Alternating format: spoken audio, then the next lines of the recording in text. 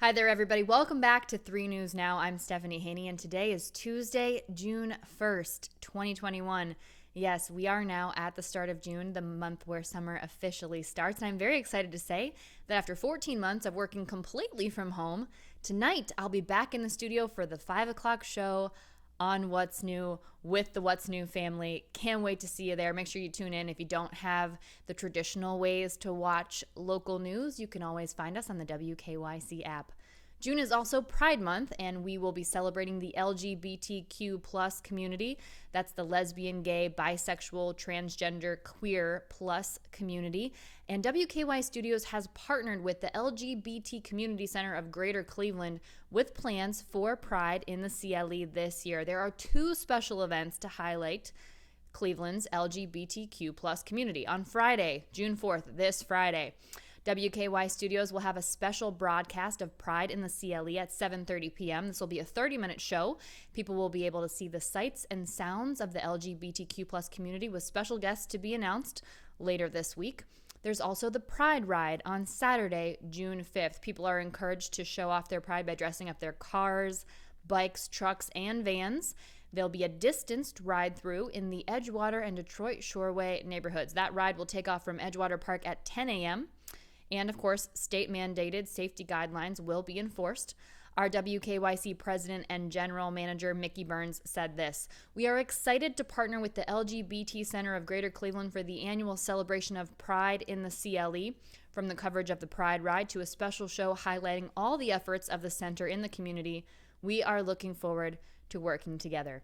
It'll be a really special presentation, and we hope that you'll join us for it.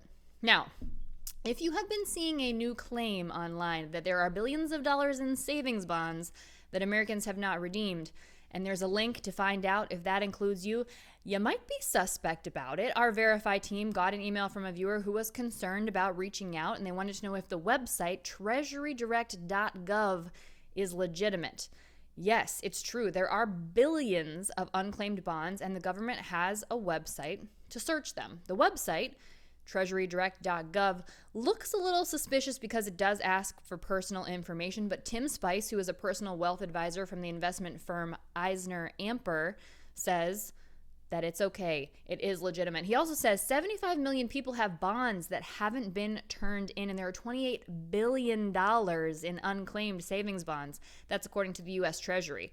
Former President Donald Trump filed an executive order in December of 2020 to sort of help with this situation, and it did several things to get the money from the bonds to the rightful people who are owed that money. One thing that it did was digitize those bonds to make it easier for people who are owed the money to find the bonds and get the money, and that's why that website is operating the way it is. It's actually been operating for a while. It was established in the 1990s to make it easier, but you might be seeing a push for this now just because of that executive order that was signed in December.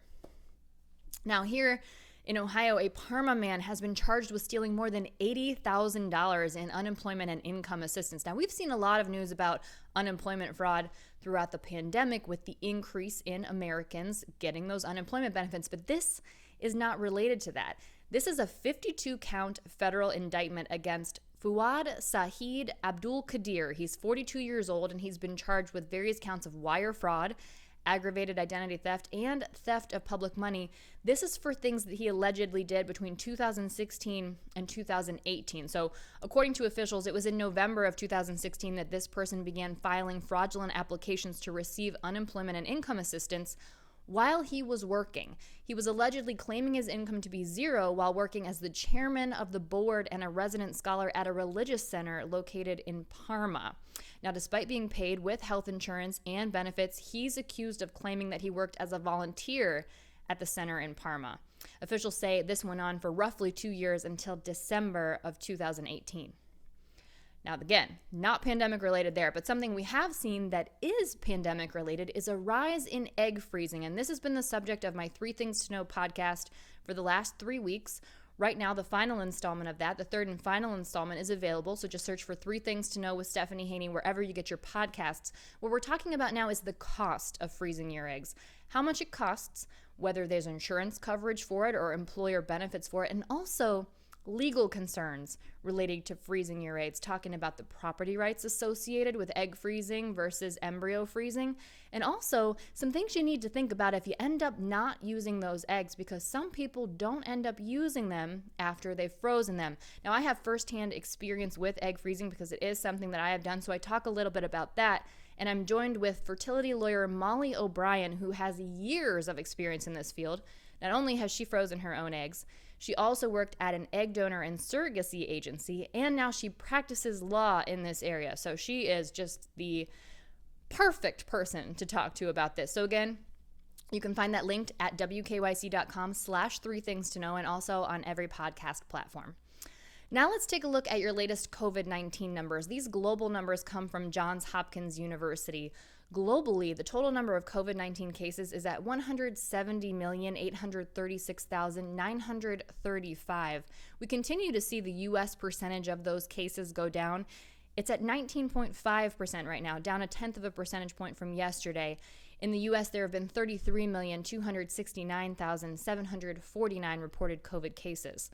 There have been a total of 3,552,277 global reported COVID-19 deaths. Here in the U.S., we've seen 16.7% of those deaths, down 0.2 of a percentage point, that number at 594,650. Here in Ohio, we do have updated numbers from the Ohio Department of Health. We've seen 622 new COVID-19 cases in the last day, and there are currently 92 new hospitalizations in the last day, with 702 people in the hospital being treated for COVID right now in Ohio. Out of those people, 273 are being treated in an ICU, and we've seen 14 new ICU admissions in the last day. Let's take a look at the vaccination picture, something that's been a very hot topic thanks to some of the benefits that are potentially available for Ohioans if they do get vaccinated. We'll get to that in just a minute. But right now, almost 40% of Ohioans are completely vaccinated. That's close to 4.7 million people. Almost 5,000 people in the last day have gotten their second COVID-19 vaccine from either Pfizer or Moderna, or their first and only Johnson & Johnson shot. More than 45% of Ohioans have started the vaccination process. That's more than 5.3 million people, and more than 6,000 people started in the last day. Now, those benefits, that Ohio Vaccination drawing, we now know that the second winners have been pulled. That's a $1 million winner and also a full ride college scholarship winner. The $1 million winner was pulled out of 3,225,789 entries. Almost 500,000 people have entered the drawing since last week's drawing. And for that college scholarship, the winner was pulled from 132,903 entries. Almost 29,000 new scholarship entries were filed in the last week since that first drawing. Now, those winners' names will be announced at 7:29 p.m. on Wednesday, and you'll be able to watch that on WKYC.com. If you haven't yet entered and you have at least one COVID-19 vaccination shot, you can do that at OhioVaxamillion.com. Vax is spelled VAX. Or you can call the Ohio Department of Health.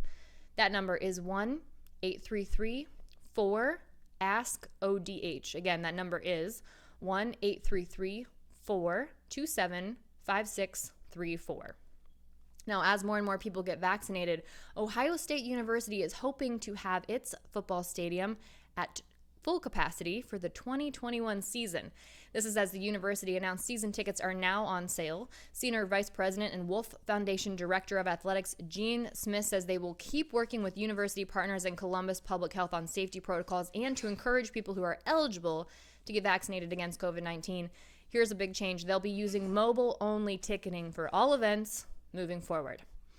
Speaking of opening day and events moving forward, maybe there's some bulletin board material for the Cleveland Browns for the 2021 season opener.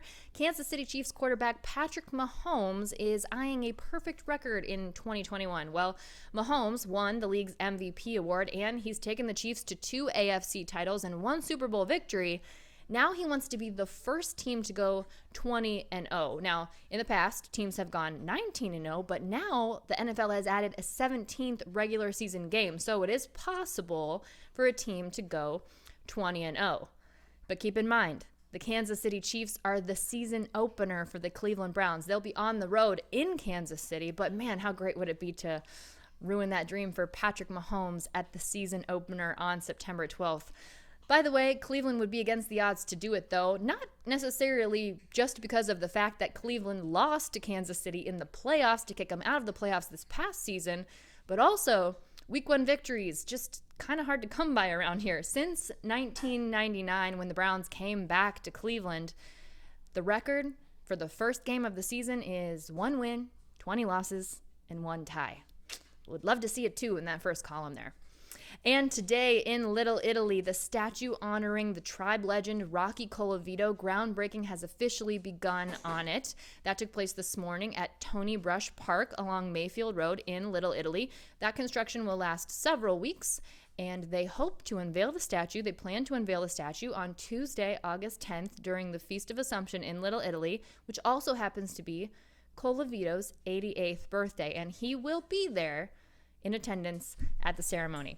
Okay, that's it for your 3 News Now update for Tuesday, June 1st. I'll see you next up on What's New with your trending stories in Clicking in Cleveland, and I will see you live, as always, but in person, in the studio for that, so I hope you'll join us for that. You can watch that on Channel 3. You can stream it on WKYC.com, and you can also stream it on our YouTube page and in our WKYC app.